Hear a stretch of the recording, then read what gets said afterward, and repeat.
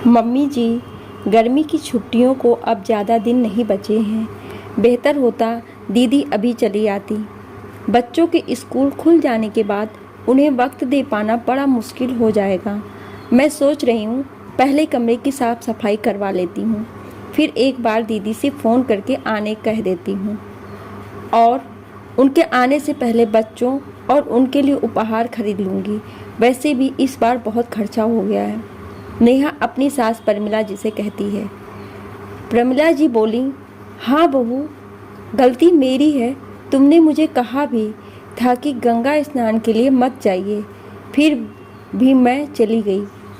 बताओ, 1 महीने बीमार रही, पर मेरी बेटी एक बार मुझे देखने तक नहीं आई और खर्चा बेटे बहू का हो गया।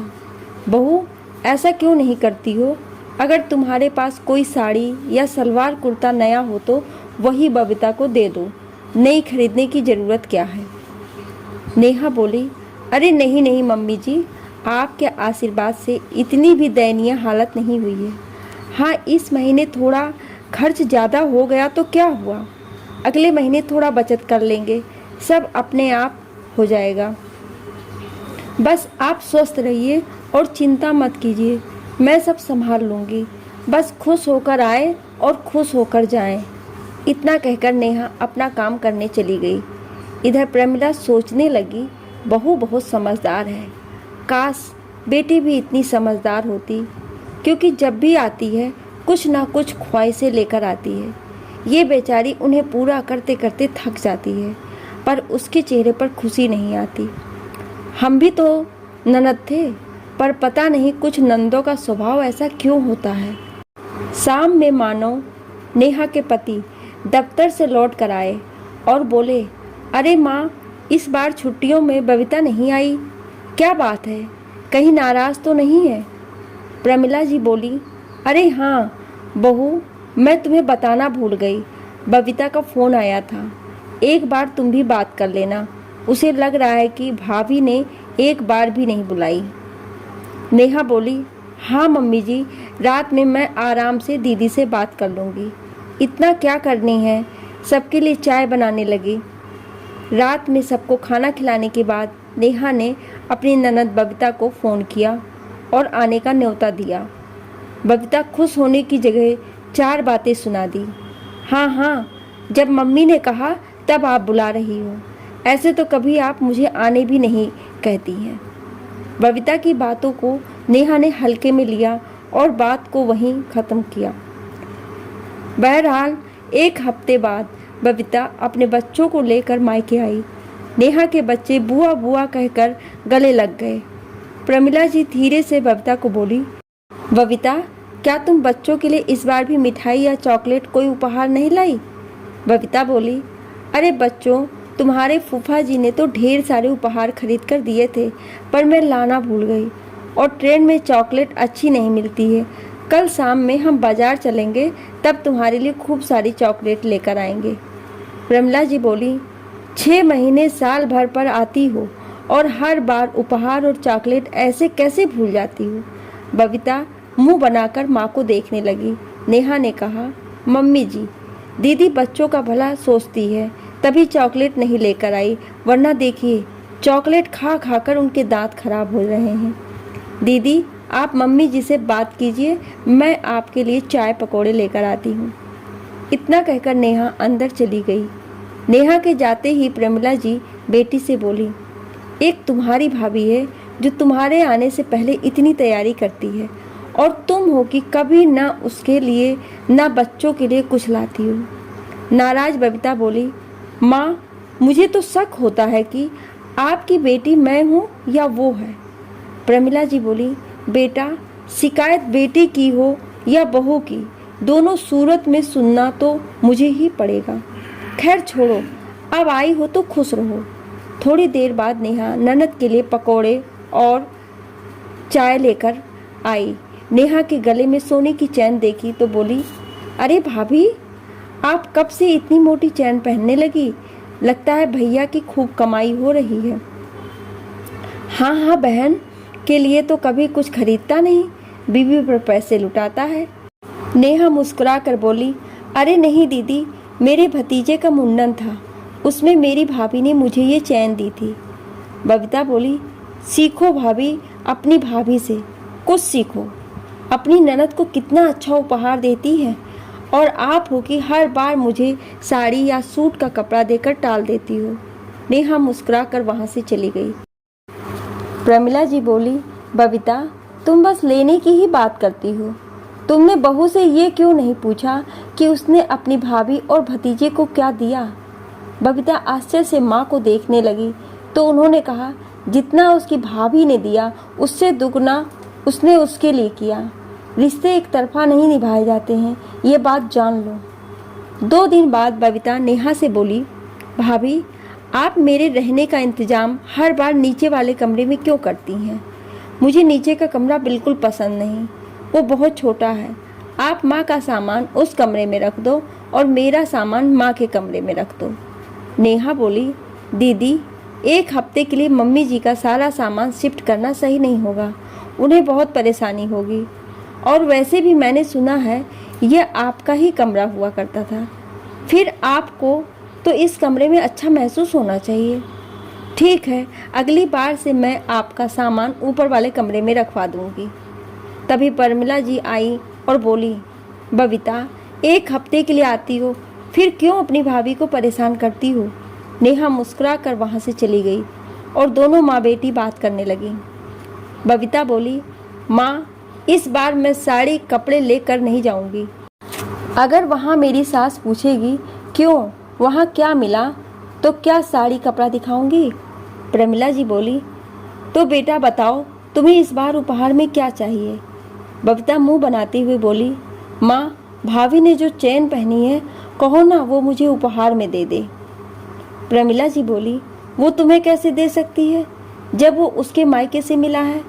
बबीता बोली, ठीक है, अगर वो चैन नहीं दे सकती तो आप मुझे कोई सोने का जेवर उपहार में दे दीजिए, वरना अगली बार से मैं नहीं आऊँगी। इतना कहकर वो मुंह फुलाकर बैठ गई। इधर माँ बेटी दोनों की बातें नेहा के कानों में पड़ी। जब ये सारी बात नेहा ने मानो से कही तो मानो बोले, सोचने वाले और चाहने वालों को कोई रोक नहीं सकता। अब तुमसे क्या छुपा है, बबीता का मन कभी भी किसी चीज़ से भरता ही नहीं है। जितना उसके पास है उसमें वो कभी खुश रहती ही नहीं और पाने की चाहत उसकी बढ़ती ही जा रही है। और एक कोई छोटी बात नहीं है। नेहा से रहा नहीं गया, उसने बबीता को बहुत मनाने की कोशिश की। फिर बाद में साड़ी के साथ पायल और बिछिया खरीदकर प्रमिला जी को दिखाई। वो बोली, हाँ ठीक है बहू, वैसे भी उसके पास सोने के जेवर की कोई कमी नहीं है। हर साल वो आती है और वो कितने गहने उपहार में दोगी। मुझे तो अपनी बेटी के इस व्यवहार पर शर्मिंदगी महसूस हो रही है। करीब 1 हफ्ते गए। बच्चे रोज बबीता को घूमने की जिद करते और बबीता कोई ना कोई बात कहकर उन्हें टाल देती। एक दिन नेहा का बेटा राजू बोला, बुआ जी, आपको आए हुए 1 हफ्ता हो गया, पर आपने हमें ना तो कोई खिलौने दिलवाए ना ही चॉकलेट ला कर दी। नेहा ने बेटे को आंखें दिखाए तो बबीता बोली, अब रहने भी दो भाभी, जरूर आप लोग चर्चा करती होंगी, तभी तो बच्चे ऐसा कह रहे हैं। नेहा ने फिर हंसकर बात टाल दी। देखते ही देखते बबीता के जाने का समय आ गया। नेहा ने 1 दिन पहले उपहार भेंट दिया। बबीता उसके सामने उपहार खोली और मुंह बनाते हुए बोली, ये क्या भाभी, खुद तो सोने की मोटी चैन पहनती हो और मुझे चांदी पहना रही हो। अरे देना ही था तो कम से कम सोने की पायल देती, यही है आपका प्रेम। प्रमिला जी बोली, बेटा, अब जो भी भाभी दे रही है प्यार से ले लो, वैसे भी सोने का दाम आसमान छू रहा है, अब कहाँ कोई खरीदना है। चांदी के पायल की शोभा कम नहीं होती है और वैसे भी सोने को पैरों में नहीं पहनते, क्या ये बात तुम जानती नहीं हो? बबीता बोली, माँ, ये सब पुरानी बातें हैं, अब तो हर कोई सोने की पायल पहनता है। भाभी को छोड़ो, आपने भी नहीं सोचा कि कुछ अच्छा उपहार दें? बस बार बार यहाँ बुलाती रहती हो। आपकी बहू को आपकी इज्जत की पड़ी होती तो अपनी चैन खोलकर मुझे दे देती। ऐसे भी आपने अपने सभी जेवर भाभी को ही दे दिए हैं, मुझसे उनके जेवर छुपे हुए नहीं हैं। नेहा, जो हमेशा इन विषयों पर मूक रहती थी, आज उससे भी रहा नहीं गया और वो बोली, दीदी, ये अच्छी बात नहीं है। आप अपने ससुराल में अकेली हैं, वहाँ का सब कुछ तो आपका ही है। मेरी या सासू माँ के गहनों पर आपकी नज़र? मैंने न कभी अपनी माँ या आपकी माँ की चीज़ों पर नज़र रखी। मुझे जितना मिला मैं उसी में खुश हूँ। बबीता बोली, हाँ हाँ, सब कुछ लेने के बाद बड़ी बड़ी बातें करना तो कोई आपसे सीखे। वो तो मेरी माँ इतनी भोली है कि अपना सब कुछ आपके आते ही आपको सौंप दिया। और माँ आप, अरे अगर जेवर अपने पास रखती तो कम से कम बेटी को देने के लिए किसी का मुंह तो नहीं ताकना पड़ता। नेहा बोली, दीदी आपकी नज़र जिस चैन पर है वो तो मैं आपको देने से रही, क्योंकि ये मेरे भतीजे के पहले फंक्शन का उपहार है। और एक बात, आप मम्मी जी से इस तरह से बात मत कीजिए, मुझे बिल्कुल अच्छा नहीं लगता। मैंने तो आपसे कभी शिकायत नहीं की कि आप जब भी आती हैं खाली हाथ में उठाए चली आती हैं। बबीता बोली, देखा माँ, आप कहती हो आपकी बहू समझदार है। अरे आपकी बहू बहुत चालाक है। आपके सामने आपकी बेटी को 4 बातें सुना रही है और आप कुछ नहीं बोलती हैं।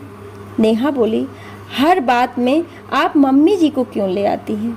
लालच आपके मन में उठा तो हर सवाल का जवाब आप अपनी माँ से क्यों पूछती हैं? आज तक मैं रिश्तों को बचाने के लिए चुप रही, पर आपने मेरी चुप्पी गलत फ़ायदा उठाया, जो अब मुझे बिल्कुल बर्दाश्त नहीं होगा। प्रमिला जी बोली, बेटा अब सब कुछ तुम्हारे भाई भाभी का ही है। अगर मैं उनका विरोध करूंगी तो मेरा बुढ़ापा खराब हो जाएगा। आखिर मेरी सेवा यही लोग करते हैं। अगर ये नाराज़ हो गए तो सोच लो, तुम्हें मेरी जिम्मेदारी उठानी पड़ेगी। क्या तुम उसके लिए तैयार हो? बबीता बोली, माँ ये कैसी बातें कर रही हो? लड़की की माँ क्या बेटी के ससुराल जाकर रहती हैं? लोग क्या कहेंगे?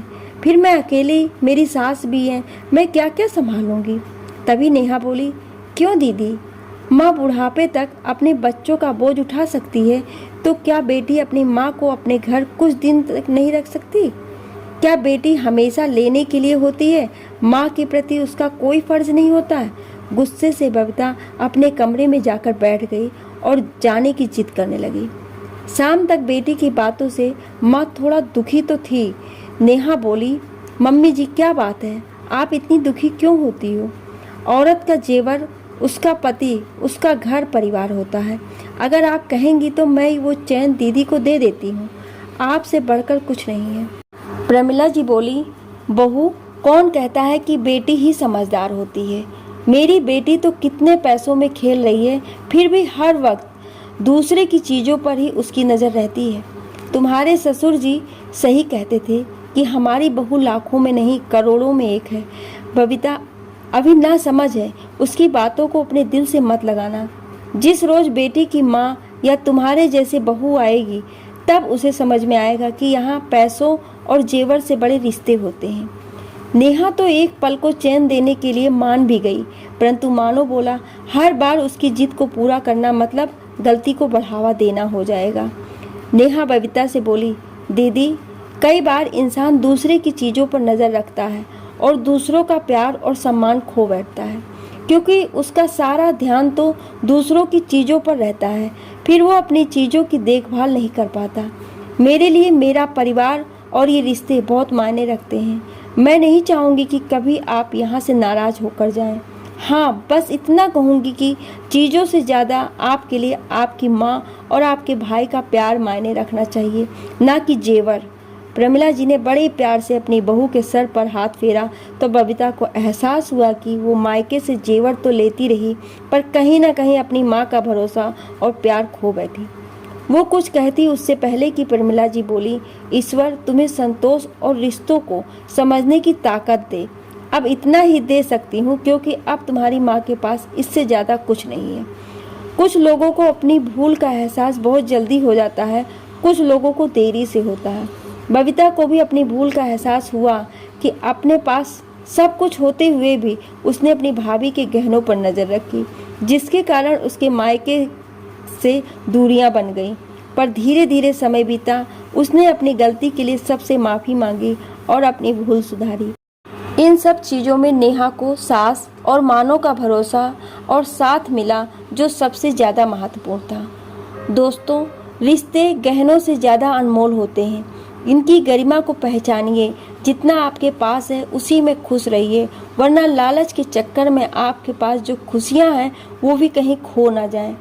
आपको ये कहानी कैसी लगी? अपने अनुभव और विचार हमें कमेंट द्वारा साझा करें और ऐसी ही कहानियाँ सुनने के लिए हमें सब्सक्राइब करें। Thank you.